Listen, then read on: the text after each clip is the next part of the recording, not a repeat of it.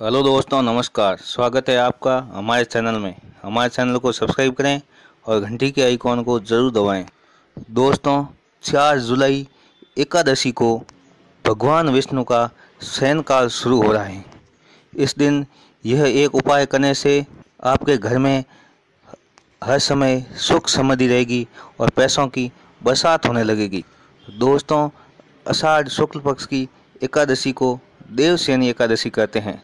इस दिन भगवान श्री सागर चले जाते हैं। इस दिन से भगवान विष्णु का शयनकाल शुरू हो जाता है, इसलिए इसे देवशयनी एकादशी कहते हैं। भगवान का शयनकाल 1 मास तक रहता है। भगवान विष्णु का शयनकाल 4 मास तक रहता है। इसके बाद प्रबोधिनी एकादशी के दिन जागते हैं। देवशयनी एकादशी के बाद 4 माह का समय आत्म संयम का होता है। इस अवधि में धार्मिक कर्म किया जाता है। देवशयनी एकादशी को पद्मा एकादशी, आषाढ़ी एकादशी और हरिशयनी एकादशी के नाम से भी जाना जाता है।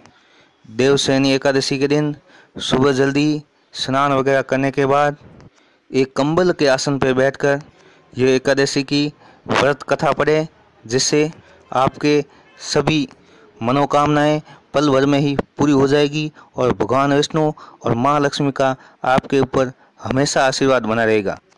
यह है कथा।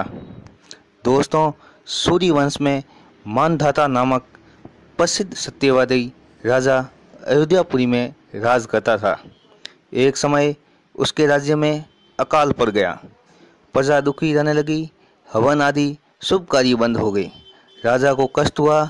इसी चिंता में वो वन को चल पड़ा और अंगिरा ऋषि के आश्रम में जा पहुंचा और ऋषि से बोला, हे सप्तऋषियों, मैं श्रेष्ठ अंगिराज में आपकी शरण में आया हूँ। बात यह है कि मेरे राज्य में अकाल पड़ गया है।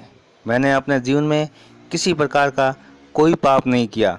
आप दिव्य दृष्टि से देखकर कहो कि अकाल पड़ने का क्या कारण है।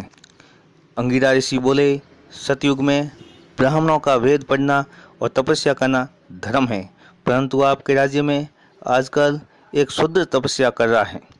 शूद्र को मारने से दोष दूर हो जाएगा और प्रजा को सुख मिलने लगेगा। मानधाता बोले, मैं उस निरपराध तपस्या करने वाले शूद्र को नहीं मारूंगा।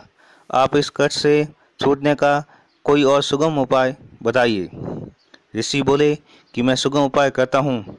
भोग और मोक्ष देने वाली देवशयनी एकादशी है।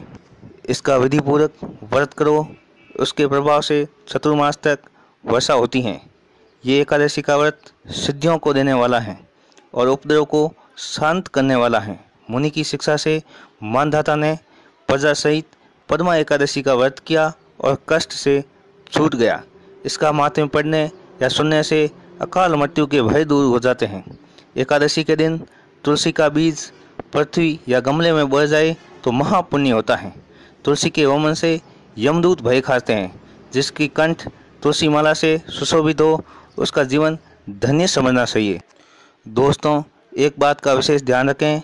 एकादशी को इस कथा के पाठ करने के बाद में, एकांत में पाठ करने के बाद एक गमले में तुलसी के बीज बोएं और विष्णु मंत्र ओम भगवते वासुदेवाय का 121 बार जाप करें, जिससे भगवान विष्णु और महालक्ष्मी सहित सभी देवताओं की आपके ऊपर विशेष कृपा रहेगी और कभी भी घर में धन की कमी नहीं आएगी और हमेशा घर में सुख समृद्धि के साथ के घर में नकारात्मक शक्तियों का नाश होगा और सकारात्मक शक्ति घर में वास करने लगेगी।